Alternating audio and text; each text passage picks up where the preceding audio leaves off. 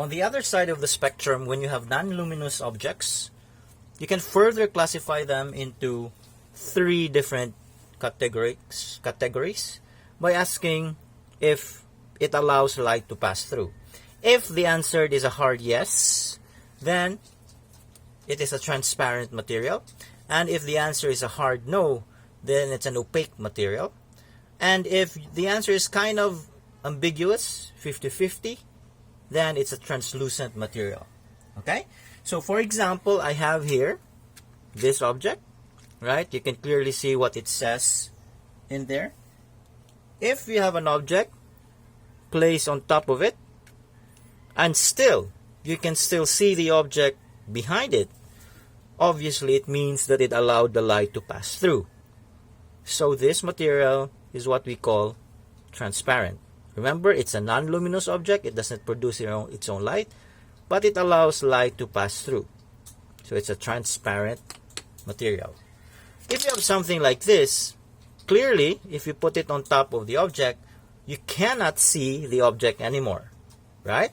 So this is a type of material that does not allow light to pass through. So this is an example of an opaque material. Okay? So what about translucent materials? So translucent materials are something like this. Okay? Now if you can see that, you can clearly see, if you look at that, you can clearly see that there's an object. You can make it an object behind the object, behind this material, but you cannot make out what the markings are.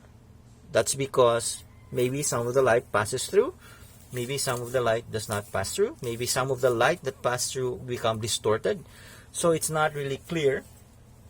So it's kind of 50-50. You cannot really say that it allows light to pass through because having an effect that you can see the object. You cannot also say that it's opaque because an opaque object does not allow light to pass through, and then you cannot see the object behind the material.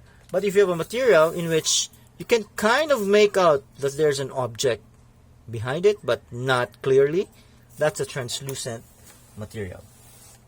Now, obviously, this classification is kind of, there is some ambiguity, obviously, in this, because you can argue that opaque materials actually can become translucent materials, and vice versa. Because, for example, if you have a piece of paper, right? If you have a piece of paper like this, you might say that, well, that is obviously opaque because it does not allow light to pass through. But obviously, if you have a very strong source of light, such as a flashlight like this, if we place it behind the paper, you would say that no, some of the light actually are able to pass through. So there is some ambiguity in the definition itself, and that can't be helped. But operationally, we say that it's a transparent material if you put it on top of the object and still you can see the object behind it. It's transparent, and you can see it. You can see the object behind it in a clear manner. You can, if it's a bunch of text, you can read the text. If it does not allow you to do that, you can't see what is behind the material, then the material is opaque. And if you can kind of make out what is behind it but not really see clearly, that's a translucent material.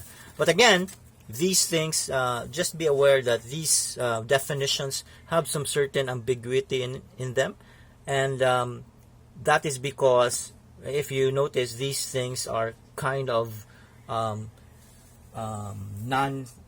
or words that are also used in the non-scientific world. In the scientific world, usually when you have terms, we define them carefully, but because these are terms that we use also every day, they are kind of ambiguous. But again, operationally, if you can read the object behind it, it's transparent. If you can't see it at all, it's opaque. If you can kind of make it out but not really see clearly, it is translucent.